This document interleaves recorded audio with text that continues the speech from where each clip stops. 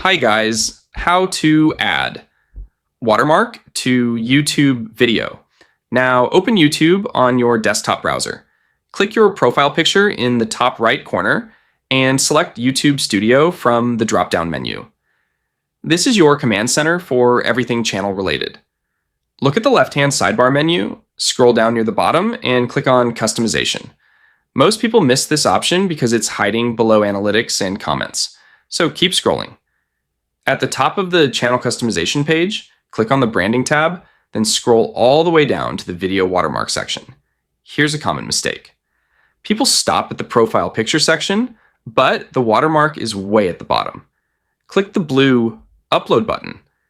Select your watermark image. Recommended size is 150 by 150 pixels in PNG or JPEG format from your computer. Adjust the crop box if needed, and click Done. Pro tip, use a transparent PNG so it doesn't block your video content. Choose your display time preference, such as entire video, then click the Publish button in the top right corner to save your changes across all videos.